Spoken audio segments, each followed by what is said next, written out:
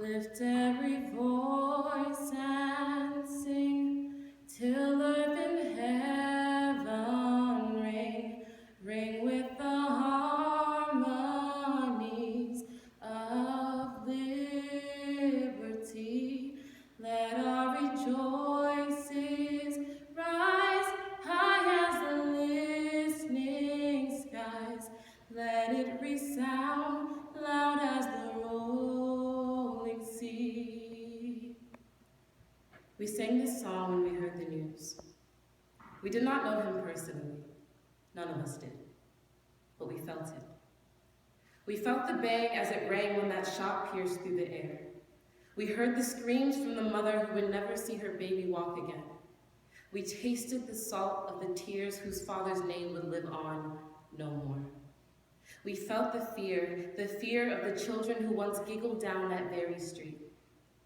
And we heard the final gasp of that young boy as he was shot, not a year older than we. And we felt it. We had lost one of our own. We had lost a brother. So we gathered in church that day, we cried and we sang holding hands and we prayed. And we got used to that.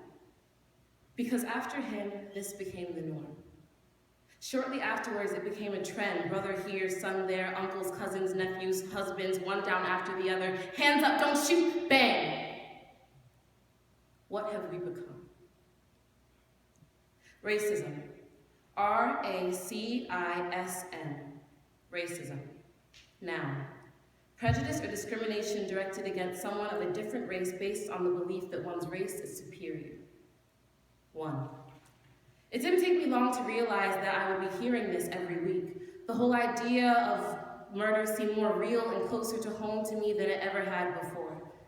The idea of me being killed on account of my skin? Let me know if you see shock on my face. 2.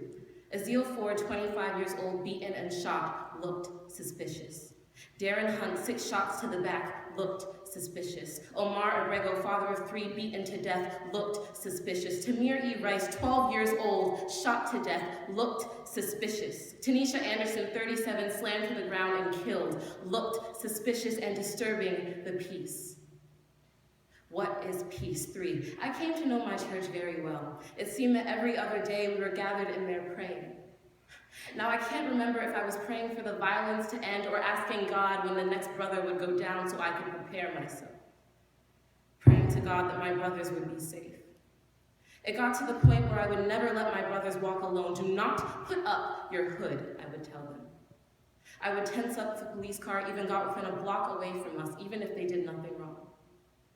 They never did anything wrong. They didn't need to. 4, don't put up your hood. 5, I don't care if it's cold. 6, I began to keep a binder of the lost brothers, sisters, husbands, and sons in that summer of 2014 alone. By week 3, my binder was nearly full. A scrapbook of reminders that the world is yet to change. 7, a racist picture emerged throughout my old high school. 4 boys, 2 hoods, and a black dummy lynched by a pole. The principal defended them. Romaine Bripson, his pill bottle looked like a gun. Oops. I'm sure the boys didn't mean it, the principal said. John Crawford III buying a BB gun in Walmart for his children. I'm sure the boys are sorry, the principal said. Keith Otto, schizophrenic 18-year-old, having an episode. The officer's last words, we don't have time for this. Akia Girdley walking down the stairs looked suspicious. It was an accident, they said. We can't explain the hoods, they said. It was just boys being boys. 8, Eric Garner selling cigarettes, asthmatic, forced to the ground, I can't breathe. Michael Brown walking down the street matching the description of a suspect. Description? Black male, I can't breathe. Witnesses say Brown's hands were up as he ran from the officer. I can't breathe. His body was left on the ground for 4.5 hours. He can't breathe. Michael Cossack, Jason Harrison, Yvette Smith, they aren't breathing.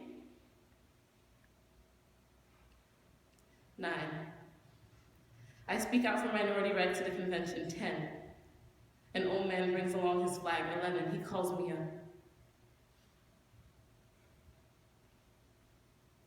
12, June 17, 2015, a group of people go to church for a prayer service.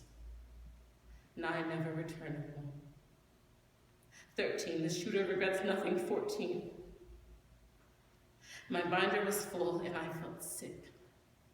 Sick because I was seeing what the world I live in was becoming, and I hated it, despised it, wanted to shrink into my own skin forever. For I finally understood that when people see my skin, my body is replaced with words: loud, angry, ghetto thing, problem, thug, target. From my own neighbors calling the police on my family for seeming suspicious, to the daily horrors on the television every day. These shootings brought an unrest to my community and a divide throughout the world. I no longer felt safe in my skin, and my family no longer felt comfortable in our situations. I felt as though the color of my skin made people perceive me as less than. So I started open mic nights where myself and other students in my community voiced our opinion on these issues through performances and film. I met with leaders of the Lehigh Valley to discuss these issues and offered counsel to the students affected. The number of students who came was heartbreaking. This eased the tension among most of the teens, but my mind continued to go back to the original problem, that racism is here and it will not be gone for a while. These shootings, altercations, and arrests, they don't cease with open mic nights. They don't end with this speech. They won't stop as mothers cry while fathers die and sons comply to the systems. They don't end with this speech. Something more needs to be done, but it's only with the will of everyone that change will ever take place. It is only by informing everyone, young and old, that these events are real and happening in our world, that change will ever take place. All I ask is that you hear the way these events affect us, and you remember that pain when another boy's name goes down in my notebook. 15.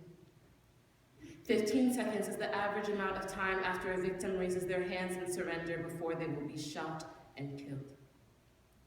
How long will it take for the world to hear the bullets?